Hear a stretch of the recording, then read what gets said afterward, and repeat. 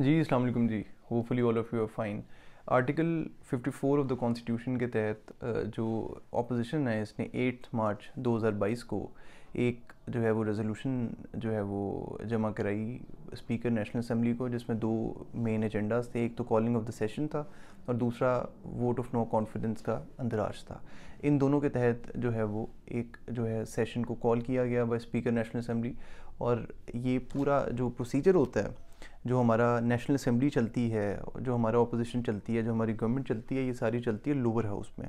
Senate upper house होता है, जो नेशनल असम्बली होती है लोअर हाउस होता है। और ये सारे रूल्स ऑफ बिजनेस 2007 में जो है वो लेटेस्ट अपडेट हुए हैं, वो 2007 के रूल्स ऑफ बिजनेस के तहत ये तमाम चीज़ों को जो है वो चलाया जाता है, red with the constitution of Islamic Republic of Pakistan. जो कॉन्स्टिट्यूशन है वो ये कहता है कि आर्टिकल 54 के तहत जो किसी भी किस्म का समन किया जा सकता है इजलास, वो इजलास को समन करने का जो प्रोसीजर है वो रूल 37 में लिखा हुआ है। रूल 37 बहुत क्लियर है कि किन किन चीज़ों के ऊपर जो है वो उसको जो है किया जा सकता है, जो इजलास है वो तलब किया जा सकता है, वो उसकी रिक्वायरमेंट्स है। उनकी रिक्वायरमेंट्स में से एक रिक्वायरमेंट ये भी है कि जो हमारे ऑपोजिशन है वो ऑपोजिशन जो सिटिंग गवर्नमेंट होती है, लीडर ऑफ द हाउस के अगेंस्ट अगर वोट ऑफ नो कॉन्फिडेंस को लेके आना चाहती है, जो रूल 37 में जिसका प्रोसीजर डिफाइंड है, तो उनके लिए उसको 1/4 मेजॉरिटी से एक रेजोल्यूशन जो है वो साइन करानी पड़ेगी। एक जो है वो एक डिमांड लेटर को साइन कराना पड़ेगा और वो स्पीकर नेशनल असम्बली को जमा कराना पड़ेगा। ये रूल 37 की जो रिक्वायरमेंट है, इसको हमने रूल 37 के एम्बिट में देखना है, red with the constitution of Pakistan. हम ये देखते हैं कि पहले हुआ क्या। 8 मार्च को उन्होंने ये जो है वो स्पीकर को दो अपने एजेंडाज दिए। स्पीकर ने इजलास बुलाया, उस पर वोट ऑफ नो कॉन्फिडेंस के लिए इन्होंने एक रेजोल्यूशन जो है वो स्पीकर के सामने रखा। वो जो रेजोल्यूशन था वो rule 37 of the 2007 national assembly rules जो है वो रखा गया।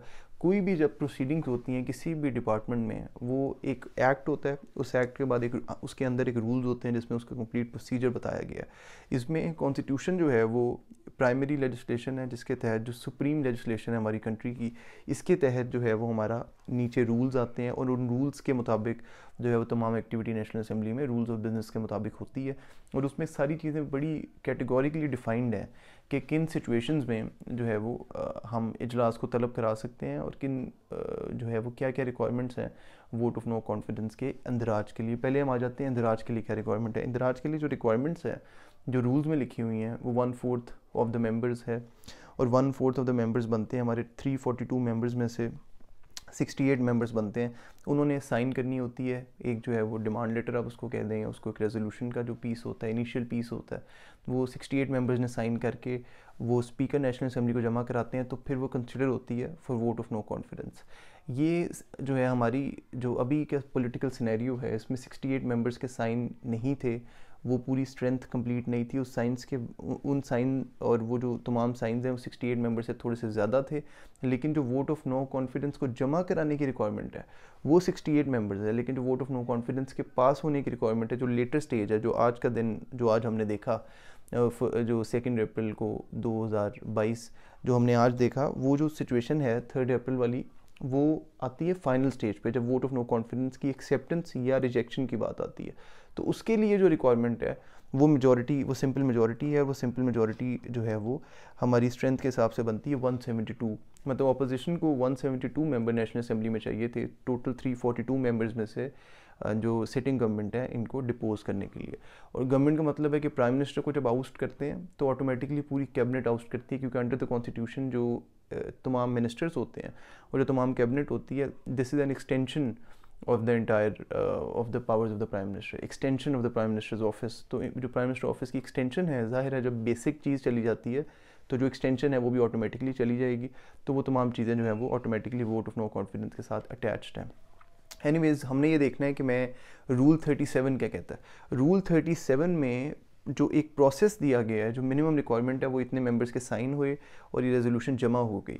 अब इस रेजोल्यूशन ने पास होना था या रिजेक्ट होना था। कानून में ये लिखा हुआ है, रूल्स ऑफ बिजनेस 2007 ये कहते हैं। पहले हमने कॉन्स्टिट्यूशन को पढ़ा और वो कॉन्स्टिट्यूशन जो है वो उसमें बड़ी कैटेगोरिकली चीज़ें कुछ क्लियर थी कि हमने जो है वो किस तरीके से, एक तो रूल जो 54 के तहत तमाम चीज़ें जमा हो गई और फिर वो 8 मार्च को इन्होंने वो जमा करा दिया। और जो रूल 37 है ये बड़ा उसमें बड़ा कैटेगोरिकल है। अगर मैं आपके सामने थोड़ा सा पढ़ूँ भी resolution for vote of no confidence against the prime minister, rule 36 कहता है कि वोट ऑफ कॉन्फिडेंस है जो इन्होंने पिछले साल लिया था गवर्नमेंट ने, अब रूल 37 के तहत हमने पूरा ऑपरेशन देखना है जो आजकल के सिनेरियो में एप्लीकेबल है 3 अप्रैल को जो सारी सिचुएशन हुई है, और हम अभी 3 अप्रैल में बैठे हैं। और resolution of vote of no confidence against the prime minister, इसमें प्रोसीजर में लिखा हुआ है कि a notice of resolution under clause 1 of article 95 shall be given in writing by not less than 20% of the total membership of the assembly. जो मैंने आपको number बताए वो 20% से करीब करीब जो बंदे हैं उन्होंने इस चीज़ को जमा करानी है, जो 1/4 ऑफ द टोटल हाउस बनता है, उन्होंने वोट ऑफ नो कॉन्फिडेंस जो है वो जमा कराना है। और उसके बाद जो सेक्रेटरी असेंबली है उन्होंने एक सर्कुलर इशू करना है, आर्टिकल 95 ऑफ द कॉन्स्टिट्यूशन के तहत ये जमा होती है रेजोल्यूशन, और वो फिर उसके बाद जो है वो सेक्रेटरी असेंबली ने उसको तमाम मेंबर्स में सर्कुलेट करना है। A notice in the rule 7 shall be entered in the name of the member concerned in the orders of the day for the first working days of the expiry of 1 clear day of receipt of the notice. Leave to move the resolution shall be asked for the question, if any, and before other business entered in the orders of the day it's taken up. When the resolution is moved, the speaker may, after considering the state of business, allot a day or days not less for the discussion of the motion, जो पिछले दिनों में हो चुकी है। और फिर आता है provided that the resolution shall be moved while the assembly is considering demands of grants of submitted to its in the annual budget statement. A resolution shall not be voted upon before the expiry of 3 days और later than 7 days from the day on which the resolution is moved in the assembly. The provision, अच्छा ये इसमें कहते हैं, अब होता कि rule 37 हमें बेसिकली ये बताता है कि हमने जो स्पीकर है उसको ये रेजोल्यूशन जमा होगी और ये 1/4 मेंबर से ज़्यादा लोगों ने साइन करने हैं, और इसको जब जमा कराने हैं तो स्पीकर उनको कंसिडर करेगा, और स्पीकर कंसिडर करके उस तमाम चीज़ को जो है वो एजेंडा में रखेंगे, और एजेंडा में रख के 7 दिनों के अंदर उसकी मेन हेयरिंग होगी और उसके ऊपर रेजोल्यूशन के ऊपर वोटिंग होगी। अगर ये वोटिंग, अब इसमें आते हैं कि वोटिंग होती है तो क्या होता है। अगर वोटिंग होती है तो 2 सिचुएशंस हैं। अगर वोटिंग सक्सेसफुल होती है तो स्पीकर ने प्रेसिडेंट ऑफ पाकिस्तान को लिखना है कि जी आपका जो प्राइम मिनिस्टर है वो डिपोज हो चुका होगा, काइंडली आप इसको जो है वो नए इलेक्शंस को अनाउंस करें, या एक नया प्रोसीजर को किया करें कि उसी जो हाउस है उसी हाउस के अंदर new leader of the house आपको किया जाए, क्योंकि जो कस्टोडियन है स्पीकर जो नेशनल असेंबली का, that is the speaker under the constitution, और जो लीडर ऑफ द हाउस होता है, जो डायरेक्शन सेट करता है, वो प्राइम मिनिस्टर होता है। तो हमने जब कस्टोडियन अवेलेबल हो और जब लीडर अवेलेबल ना हो तो डायरेक्शन हाउस की सेट नहीं हो सकती, तो कोई agenda under the constitution take up नहीं हो सकता अनलेस कि उसके ऊपर जो है वो नया प्राइम मिनिस्टर ना आ जाए तब तक। तो ये होता है। अच्छा, अगर इन पूरे प्रोसेस में स्पीकर और डिप्टी स्पीकर के अगेंस्ट भी रेजोल्यूशन पास की गई है तो स्पीकर और डिप्टी स्पीकर जो है उसको प्रिजाइड नहीं कर सकते, उनको अपनी पावर्स जो है डेलीगेट करनी पड़ेंगी। That is something which is not related आजकल के सिनेरियो में। और ये थोड़ा सा हम इससे अगर आगे चले जाएं तो रूल 37 के तहत जो होते हैं ये इस तरीके से वोट ऑफ नो कॉन्फिडेंस को चलाया जाता है। तो वोट ऑफ नो कॉन्फिडेंस की आगे अब इम्पॉर्टेंट बात है जो कंट्रोवर्शियल है हमारे आजकल की डिबेट है, पॉलिटिकल डिबेट, उसमें क्योंकि जो लीगल डिबेट होती है that should be less opinionated and more legal in the value. और मैं थोड़ा सा इसको अगर आगे लेके चलूँ बात को, तो हम लोगों के पास काफ़ी एग्जांपल्स हैं जिसमें जो वोट ऑफ नो कॉन्फिडेंस आया और सिटिंग गवर्नमेंट्स के अगेंस्ट पास नहीं हो सका। 1969 में बेनज़ीर 89 में बेनज़ीर भुट्टो के अगेंस्ट आया जो नहीं पास हो सका। फिर 2003 और 4 में स्पीकर अमीर हुसैन साहब के अगेंस्ट आया जो नहीं पास हो सका। फिर फ़खर इमाम साहब के अगेंस्ट आया था ज़ियाउल हक के दौर में जो स्पीकर थे, और ये वोट ऑफ नो कॉन्फिडेंस पास हुआ था। यही हमारे पास एक जो है वो भी हमारे पास एग्जांपल है जिसको हम देख सकते हैं जहाँ पे वोट ऑफ कॉन्फिडेंस पास हुआ।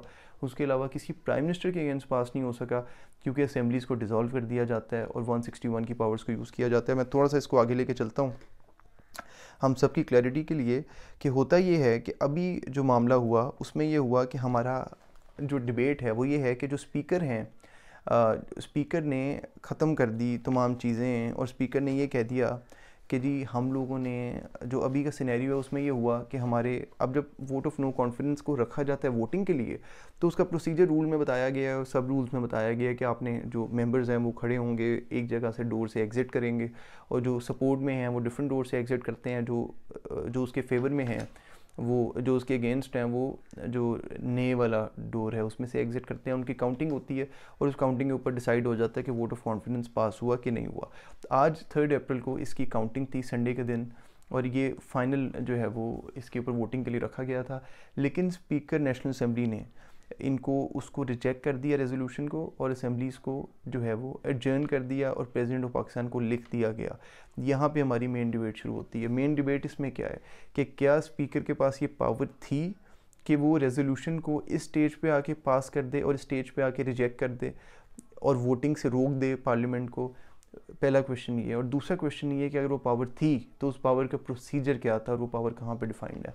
हम पहले क्वेश्चन के पास आते हैं कि जो स्पीकर है वो rule 161 of the national assembly rules of business 2007 के तहत किसी भी रेजोल्यूशन को पास या रिजेक्ट कर सकता है।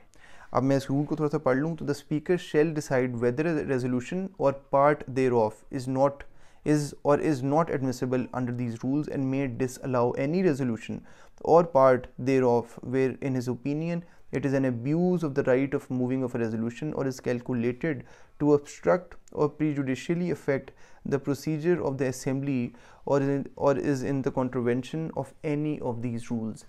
161 कहता है कि जो रेजोल्यूशन है वो स्पीकर किसी भी रेजोल्यूशन को रिजेक्ट कर सकता है अगर उसको लगे कि रूल्स की वायलेशन है। अगर रूल्स की वायलेशन है ऑटोमेटिकली मैं इसे डिराइव कर सकता हूँ under the judgements of the honourable supreme court कि अगर वो कॉन्स्टिट्यूशन की भी वायलेशन होती है फिर भी स्पीकर 161 के तहत किसी भी रूल को रिजेक्ट कर देता है। और इसमें दो चीज़ें होती हैं। इसमें ये होता है कि पुराना प्रोसीजर हो गया, आज वोटिंग के लिए रखा गया था। जब वोटिंग स्टार्ट हुई तो हमारे जो लॉ मिनिस्टर साहब हैं फवाद चौधरी साहब, उन्होंने ऑब्जेक्शन रेज की bringing in the light article 5 of the constitution of Pakistan. उन्होंने कहा article 5 of the constitution of Pakistan कहता है लॉयल्टी टू द स्टेट, और क्योंकि ये जो गवर्नमेंट है ये फॉरेन फंड, जो अपोजिशन है ये फॉरेन फंडेड है और ये लॉयल नहीं है स्टेट के साथ, आर्टिकल 5 इन पे इम्पोज होता है। Under the light of article 5 speaker मेरी ऑब्जेक्शन को कंसिडर करे और इनकी जो रेजोल्यूशन है उसको 161 के तहत रिजेक्ट कर दिया जाए। अब जो स्पीकर है इनके पास दो ऑप्शन है, एक तो रिजेक्शन की ऑप्शन होती है और एक 257 रूल के तहत इसके पास एडजर्नमेंट की जो है वो सोल्यूशन होती है। एडजर्नमेंट तब होता है at any time after a motion has been made a member may move that a debate on the motion be adjourned। Member जो है, अब मैंने जो हमारे लॉ मिनिस्टर साहब ने जो रिक्वेस्ट की उसको if we have to see under the we have to read rule 257 with rule 161 attached with article 5 of the constitution of Pakistan. इन तीन चीज़ों को हम साथ में अगर पढ़ेंगे तो हमें क्लैरिटी आती है। जो हमारे मिनिस्टर साहब हैं इन्होंने 257 के तहत जो है वो अपनी एडजर्नमेंट मांगी। 257 के तहत उन्होंने ऑब्जेक्शन रेज़ की और उस ऑब्जेक्शन को 161 के तहत जो स्पीकर हैं उन्होंने एक्सेप्ट किया और एक्सेप्ट करके डिप्टी स्पीकर साहब वहाँ पे प्रिजाइड कर रहे थे, उन्होंने जो मोशन है और जो रेजोल्यूशन है उसको रिजेक्ट कर दिया based on article 5 of the constitution of Pakistan. Article 5 और ये लीगल पावर है उनके पास करने के लिए। सिर्फ डिबेट इस बात पे आती है कि क्या जो रिजेक्शन थी वो रिजेक्शन जो इस स्टेज पे हो सकती है कि रेजोल्यूशन पास हो गई, उस पर डिबेट हो गई, उसकी फाइनल वोटिंग के टाइम पे रिजेक्शन हो सकती है कि नहीं। सुप्रीम कोर्ट और हाई कोर्ट की जजमेंट्स इसके ऊपर खामोश हैं। There is no proper explanation on these matters. और इसमें जब कोई चीज़ खामोश होती है इसका मतलब होता है कि if something is not explicitly prohibited that is considered to be allowed in the law. और वो क्योंकि यहाँ पे उसको स्पीकर को ये चीज़ यूज़ करने से कोई नहीं रोक सकता, तो 257 के तहत ऑब्जेक्शन हुई और उसको 161 के तहत स्पीकर ने रिजेक्ट कर दिया और आर्टिकल 5 को जो है वो इसमें कोट किया। आर्टिकल 5 अगर मैं जनाब के सामने आप लोगों के सामने थोड़ा सा रीड करें तो इसमें ये आर्टिकल 5, आर्टिकल 6 हम सबको पता है हाई ट्रीजन का होता है। आर्टिकल 5 में सब क्लॉज 1 में कहते हैं loyalty to the state is the basic duty of every citizen. और 5 subsection 2 obedience to the constitution and law is the inviolable obligation of every citizen wherever he may be and for every other person for the time being within Pakistan. Loyalty to the state. अब article 5 और 5 सब rule 1 and 2 में कहीं पे ये नहीं लिखा हुआ है कि लॉयल आप तब नहीं होंगे अगर आपको फॉरेन गवर्नमेंट ने किसी चीज़ के लिए फ़ंड किया। यहाँ पे कहीं नहीं लिखा हुआ कि अगर आपने लॉयल नहीं है तो इसको पहले प्रूव करना किसी कोर्ट में ज़रूरी है। हम इसमें क्योंकि 10A के साथ पढ़े article right to fair trial में, जब तक कोई चीज़ हो नहीं जाती तब तक वो कंसिडर्ड होती है कि वो नहीं हुई, हम कंसिडर नहीं कर सकते कि वो हो चुकी है। गवर्नमेंट ने किसी फोरम पे अभी तक जो है वो ये चीज़ों को प्रूव नहीं किया और ये जो आर्टिकल 6 या आर्टिकल 5 की एप्लीकेबिलिटी है कहीं पे प्रूव नहीं हुई, कहीं से डिक्लेयर नहीं हुई और सिर्फ अपॉन द वो जो मीडिया में आके बात हुई है, जो नेशनल असेंबली में उन्होंने आज ऑब्जेक्शन रेस किया, उसकी बेसिस पे उन्होंने असेंबली को तहवील करने का कह दिया। अब थोड़ा सा आगे चलते हैं कि आर्टिकल 5 की जो इंटरप्रिटेशन है, जब भी किसी कानून की इंटरप्रिटेशन होती है वो किसी जजमेंट में होती है, हाई कोर्ट या सुप्रीम कोर्ट या किसी भी कोर्ट में कानून की इंटरप्रिटेशन की जाती है। तो मैंने इसी तरह 2021 MLD 370 of the Lahore high court की जजमेंट मेरे सामने से गुजरी, जिसमें इसकी आर्टिकल 5 की तशरीह की गई है थोड़ी बहुत। इसमें कहते हैं loyalty to the state and obedience to the constitution and law, every citizen, protesters, strike holders were unavoidably bound to obey command of constitution means that is never to be broken and infringed, which also includes principle of natural justice, procedural fairness and procedural propriety. Laws are always made not to be violated but to be obeyed. इसमें थोड़ा सा अगर मैं इसकी light में पढ़ूँ तो इसमें natural justice का भी आता है, जिसमें फेयर ट्रायल भी आ जाता है, प्रोसेस ऑफ लॉ भी आ जाता है, प्रोसीजरल फेयरनेस की बात करते हैं। इस पूरे अगर हम 2021 MLD 370 लाहौर हाई कोर्ट की जजमेंट के तहत आर्टिकल 5 को रीड करें तो प्रोसीजरल फेयरनेस यहाँ पे ऑपोजिशन को नहीं दी गई, राइट टू फेयर ट्रायल यहाँ पे नहीं दिया गया, और एक आउट ऑफ नोवेयर एक ऑब्जेक्शन रेस की गई 257 के तहत, जिसको 161 के तहत स्पीकर ने रेजोल्यूशन को रिजेक्ट कर दिया। Apparently it was all as if it was planned, और जो स्पीकर है that is considered to be a neutral person, और उसमें इस तरीके की जो है बायसनेस नहीं दिखाई जा सकती। तो हम अगर जजमेंट्स जो हाई कोर्ट की और सुप्रीम कोर्ट की मेरी नज़र के सामने से गुजरे, इनमें अगर हम देखें तो जब भी आर्टिकल 5 की एप्लीकेबिलिटी है, साथ में उसकी बेसिक और जनरल एप्लीकेबिलिटी कहीं पे नहीं है, उसके साथ कंडीशनल अपॉन बता दिया गया कि प्रोसीजरल फेयरनेस भी होनी चाहिए, नेचुरल जस्टिस के लॉज भी होने चाहिए, और प्रोसीजरल प्रोप्राइटी भी होनी चाहिए। इस पूरे प्रोसेस में जो नेशनल असेंबली में आज संडे के दिन हुआ, इसमें प्रोसीजरल फेयरनेस नज़र नहीं आती, क्योंकि 161 के तहत रेजोल्यूशन एक अर्लियर स्टेज पे तो हमने देखा है कि रिजेक्ट हो जाती हैं, लेकिन फाइनल वोटिंग की स्टेज पे जब बाकी सारी रिक्विजिट्स उसके पूरे हैं, उसकी रिजेक्शन जो है वो इसकी तशरीह के मुताबिक कोई समझ में नहीं आती। और इसी को अगर हम मज़ीद लेके चलें तो उसकी किसी भी फोरम पे प्रूव नहीं किया गया कि फॉरेन फंडिंग है, ये फॉरेन एजेंडा है, वो लेटर भी नहीं दिखाया गया, इवन दो दैट वो ऑफिशियल सीक्रेट एक्ट के जो है खिलाफ वर्जी होगी, लेकिन कहीं पे प्रूव किए बगैर गवर्नमेंट की मेयर एलिगेशंस पे जो है वो इस चीज़ को नो रेजोल्यूशन को रिजेक्ट कर देना by the speaker national assembly, ये read with the relevant judgments of the honourable superior courts, ये तशरीह के मुताबिक ये प्राइमा फशाए अनफेयर जो है वो due process is not being followed, और ये अनफेयर जो है मींस के साथ without following the principles of natural justice ये चीज़ को डिलीवर किया गया। जो मैं समझता हूँ डिबेट यहाँ पे आती है कि क्या ये कॉन्स्टिट्यूशनल है कि नहीं है। अब सुनने में आ रहा है कि सुप्रीम कोर्ट के जो ऑनरेबल जजेस हैं वो भी सुप्रीम कोर्ट पहुंच चुके हैं और कि शायद सो मोटो की तरफ बात चली जाए। अगर सो मोटो में जाती है, माई इंटरप्रिटेशन इज़ कि जब इनको 161 को 257 के तहत और आर्टिकल 5 के साथ पढ़ा जाएगा और फिर आर्टिकल 93 और आर्टिकल 54 ऑफ द कॉन्स्टिट्यूशन के साथ पढ़ा जाएगा, तो ये चीज़ सुप्रीम कोर्ट ने इस चीज़ में क्लैरिटी ज़रूर देनी है कि आर्टिकल 5 क्या इस चीज़ पे पार्लियामेंट की प्रोसीडिंग्स के ड्यूरिंग आर्टिकल 5 क्या पार्लियामेंट की किसी भी प्रोसीडिंग्स के अगेंस्ट सू मोटो भी हो सकता है, क्योंकि वो प्रिविलेज्ड मोशंस होते हैं। जैसे यहाँ पे जो भी मामला कोर्ट में चलता है वो सब जुडिस होता है, इस तरह जो पार्लियामेंट में चल रहा है वो प्रिविलेज्ड होता है और उसको जो है वो कोर्ट क्वेश्चन नहीं कर सकती। पहले तो ये डिसाइड करना होगा, एडमिसिबिलिटी का क्वेश्चन है। दूसरा ये डिसाइड करना होगा कि क्या 161, 257, आर्टिकल 5 इसकी एप्लीकेबिलिटी पार्लियामेंट के अंदर दी गए प्रोसीजर्स पे होती है। अगर होती है तो क्या उसमें without proving anything in court, क्या नेशनल असेंबली के फ्लोर पे सिर्फ 2-3 लाइंस पढ़ने से वो जो आर्टिकल 5 है वो किसी दूसरे बंदे पे या ऑपोजिशन पे अप्लाई करता है, या क्या आर्टिकल 5 दूसरे ऑपोजिशन के ऊपर वो हम इम्पोज किया जा सकता है सिर्फ by mere reading of the law minister, या ये तमाम चीज़ों को क्या इस तरीके से किया जा सकता है। तो सुप्रीम कोर्ट ने 161 की इंटरप्रिटेशन ज़रूर देनी है और ये भी देना है कि क्या आप फ्लोर ऑफ द हाउस पे विदाउट प्रूविंग एनीथिंग एनीवेयर आप एक चीज़ मेयर एलिगेशंस के ऊपर आप रेजोल्यूशन को लेटर वोटिंग स्टेज पे रिजेक्ट कर सकते हैं। अब हुआ ये इन सारी बातों से आगे जब जाते हैं तो अब जो प्राइम मिनिस्टर है वो कहते हैं मैंने प्रेसिडेंट को लिख दी है, लेकिन under the rules prime minister ने नहीं लिखना होता, स्पीकर ने प्रेसिडेंट को लिखना होता है कि जी ये वोट ऑफ नो कॉन्फिडेंस मैंने रिजॉल्व कर दी है।